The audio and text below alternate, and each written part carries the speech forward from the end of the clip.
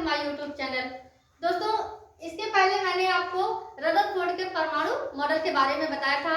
आज मैं Niels Bohr के परमाणु मॉडल को आपके सामने लेकर आई हूँ। प्रयास करूंगी आपको एक अच्छे से मैजिक ट्रिक से बताने का, और यही रहेगी कि आपको समझ में आ जाए। तो ध्यान से हमारे वीडियो को देखें अंत तक, ताकि आपको पूरी जो मॉडल है वो कैसे क्या क्या उसमें जो थ्योरी दी गई है उनको आप समझ सकें। आइए शुरू करते हैं अपना मॉडल। नील बोर का परमाणु मॉडल, जैसा कि हमने लिख रखा है नील्स बोर का परमाणु मॉडल या Bohr's model of an atom. Bohr's नामक जो वैज्ञानिक थे, भौतिक वैज्ञानिक, इन्होंने अपना मॉडल दिया क्योंकि रदरफोर्ड का जो परमाणु मॉडल था उसमें जो कुछ कमियां रह गई थी उसे नील्स बोर नामक भौतिक वैज्ञानिक द्वारा दूर किया गया। तो नील्स बोर ने अपने जो यही आप कह सकते हैं नील्स बोर या बोर की परिकल्पनाएं।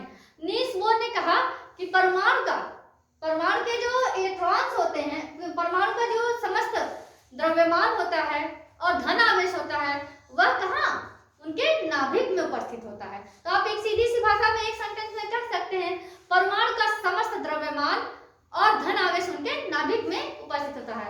आइए कैसे देखें, आप यहाँ मैंने चित्र में बनाया है, ये देख सकते हैं, ये इनका क्या है, नाभिक परमाणु है।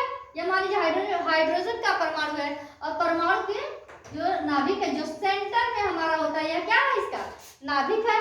और धन आवेश, पॉजिटिवली चार्ज द्रव्यमान जो है नाभिक में उपस्थित है। तो जो बोर साहब थे, इन्होंने अपनी परिकल्पनाओं में 4 बातें कही। उन 4 बातों को मैं यहाँ रखूंगी, ये चारों प्रमुख बातें थी। तो आइए देखते हैं बोर की परिकल्पनाओं के प्रमुख बिंदु निम्नवत हैं। तो सर्वप्रथम नील बोर साहब ने, मैं आपको ये चीज बाद में बताती हूँ एक एक करके। सबसे पहले पॉइंट में नील बोर साहब ने कहा कि जो इलेक्ट्रॉन्स होते हैं, परमाणु के जो इलेक्ट्रॉन्स होते हैं, वह नाभिक के, ये देखिए, यह नाभिक के चारों ओर वृत्ताकार मार्ग या कक्षाओं कह लीजिए, या कोश कह लीजिए, या ऑर्बिट कह लीजिए, में घूमते हैं। तो यदि मैं लिखूं कि जो है परमाणु के इलेक्ट्रॉन्स नाभिक के चारों ओर वृत्ताकार मार्ग में घूमते हैं, उसे क्या कहते हैं, इस वृत्ताकार मार्ग को हम कक्षा कहते हैं, या ऑर्बिट कहते हैं, या कोश कह सकते हैं। ठीक है, तो और इसे आइए हम लिख लें। क्या कहा हमने पहले में, परमाणु के इलेक्ट्रॉन को मैंने ऐसे जो सिंबल है इसे मैं डिनोट कर देती हूँ। परमाणु के इलेक्ट्रॉन्स नाभिक के चारों ओर क्या करते हैं, चारों ओर वृत्ताकार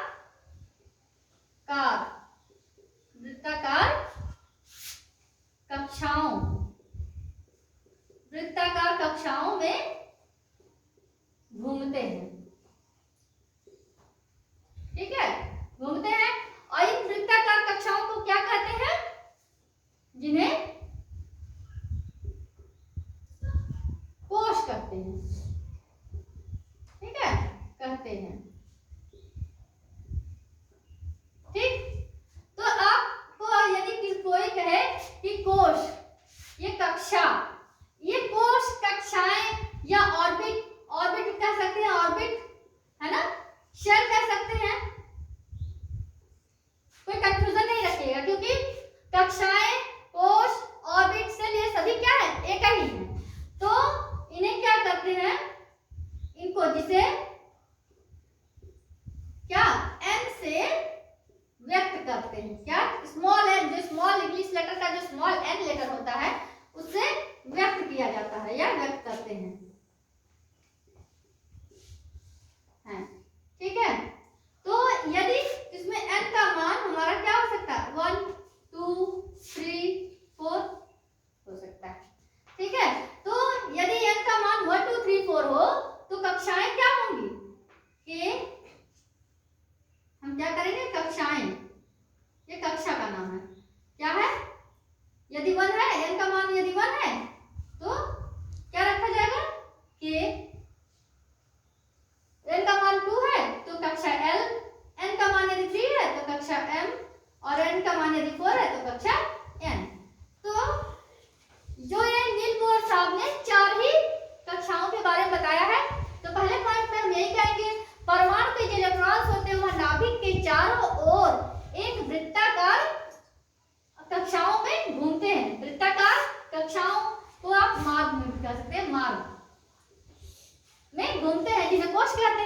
कक्षा कह सकते हैं, ऑर्बिट कह सकते हैं या शेल कह सकते हैं।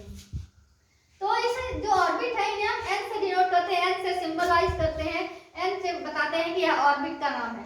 तो यदि एन का मान हमारा 1 आता है तो वह कक्षा के में आएगा, और एन का मान 2 में आता है तो कक्षा एल में, एन का मान 3 तो कक्षा एम में, एन का मान 4 तो कक्षा एन में आता है। दूसरी बात उन्होंने क्या कही, नील बोर साहब ने दूसरी बात कही कि प्रत्येक, अब देखिए ये सारे सभी इलेक्ट्रॉन्स हैं, इसमें क्या है, इलेक्ट्रॉन्स घूम रहे हैं ना, इन सभी में क्या है, इन सभी शेल में, इसमें भी इलेक्ट्रॉन घूम रहे हैं, इसमें भी, इसमें भी, इसमें भी। तो इसके बाद ये प्रत्येक कक्षाओं में जो इलेक्ट्रॉन्स होते हैं उनकी भी संख्याएं निश्चित होती हैं। तो अब हमारा दूसरा पॉइंट आता है कि प्रत्येक कक्षाओं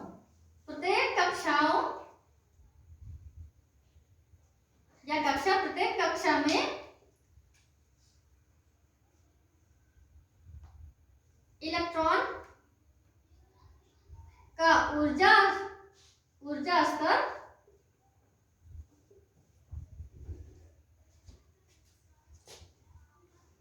निश्चित होता है। क्या होता है, प्रत्येक कक्षा में इलेक्ट्रॉन का ऊर्जा स्तर निश्चित होता है।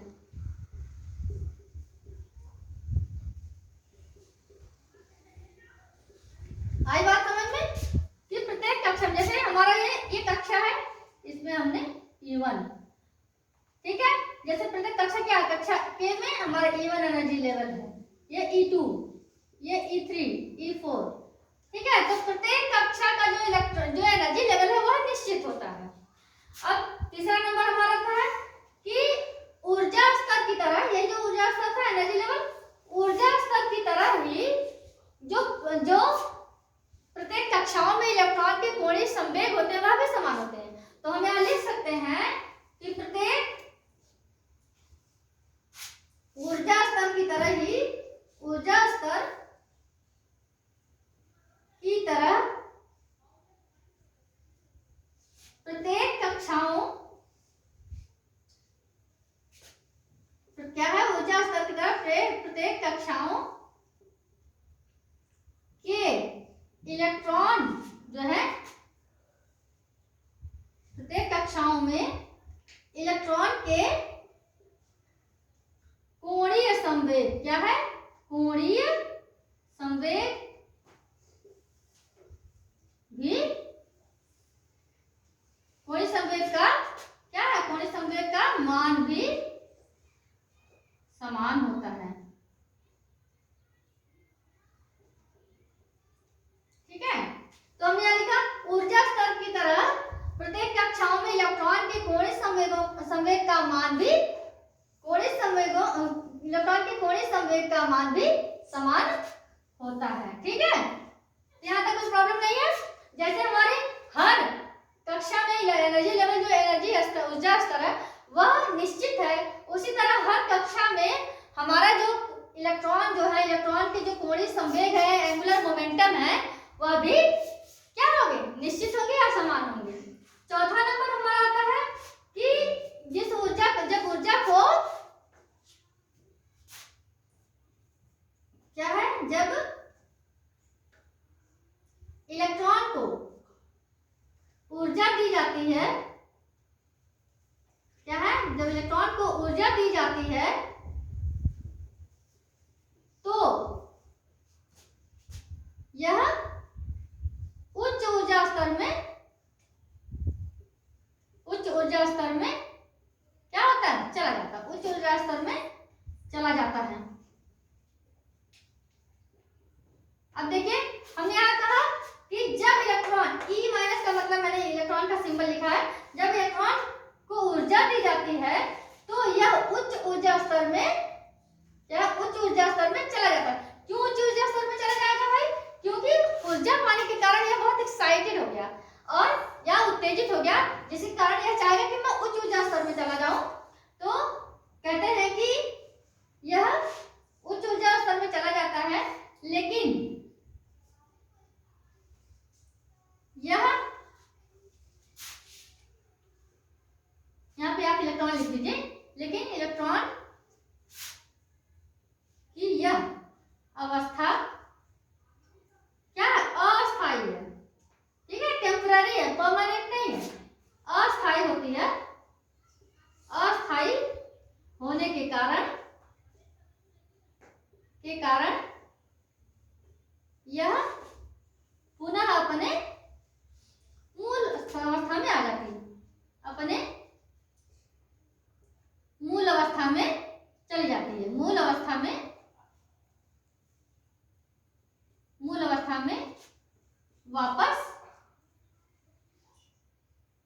है। ठीक है, कैसे आ जाती है इसे मैं थोड़ा सा आपको उदाहरण के साथ समझाऊंगी।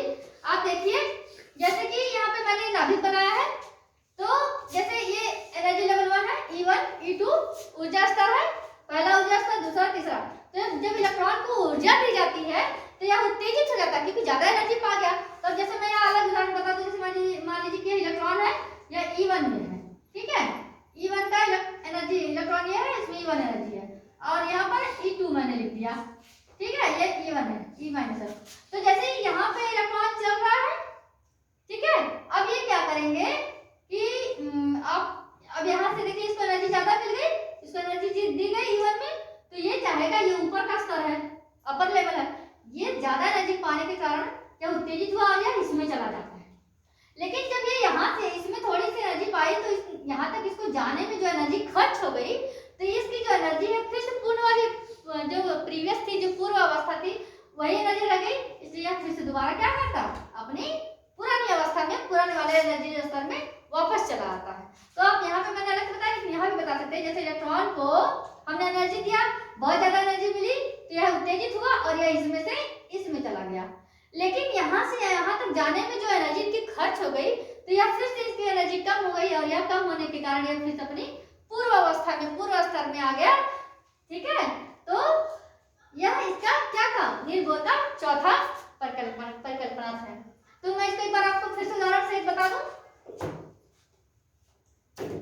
ये चारों पॉइंट आपको समझ आए, इससे मैं एक बार डायग्राम से बताती हूँ। देखिए, मैंने यहाँ पे बीच में नाभिक बनाया है, इसे धनावेश का बनाया है, जैसा कि इसमें निर्भर ने कहा था, इसके नाभिक में ही इसका परमाणु का समस्त द्रव्यमान और जो है पॉजिटिवली चार्ज धनावेश उपस्थित होता है। अब इस नाभिक के चारों ओर ये क्या है, हमारी कक्षाएं हैं, ऑर्बिट है। तो पहले ऑर्बिट का नाम हमने 1 मान रखा था, n का मान जैसा कि मैंने यहाँ लिखा है कि n का मान 1 हो, फिर 2 है, 3 है, 4 है। तो ये जो 1 है इसका हमने k कक्षा में, 2 है तो l कक्षा में, 3 है तो m में, 4 में। ठीक है, अब इनको हम कहते हैं, पहले वाले को हमने k शेल बोला, दूसरे वाले को l shell, m shell, n shell, ये कक्षा हो गई इनकी। तो शेल में, कक्षा में, ऑर्बिट में और कोश में आपको कंफ्यूज नहीं होना है, इतनी बात समझ आ गया। अब इनके चारों ओर इन सभी में इलेक्ट्रॉन घूमते हैं, है ना, इसलिए मैंने यहाँ इलेक्ट्रॉन रख दिया। और सभी कक्षाओं में एक लिमिट होती है, एक निश्चित संख्या में इलेक्ट्रॉन होते हैं। तो K में कुछ और होंगे, L में कुछ और होंगे, M में कुछ और है, इस तरह अलग अलग होते हैं, इसे हम आगे बताएंगे। लेकिन नील बोर का जो मॉडल है उसमें जो जितनी बातें हैं उसको मैंने यहाँ रखा, तो आप यहाँ समझ गए होंगे। पहला पॉइंट है कि नाभिक के चारों ओर इलेक्ट्रॉन वृत्ताकार मार्ग पर घूमते हैं।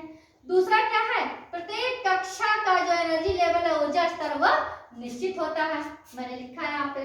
तीसरा क्या है, ऊर्जा स्तर की तरह ही जो इलेक्ट्रॉन का कोणीय संवेग, जो घूम कर इलेक्ट्रॉन जो घूमते हुए जो कोण बनाता है, एंगुलर मोमेंटम बनाता है, वह भी इसका हर इलेक्ट्रॉन का सेम होता है, समान होता है।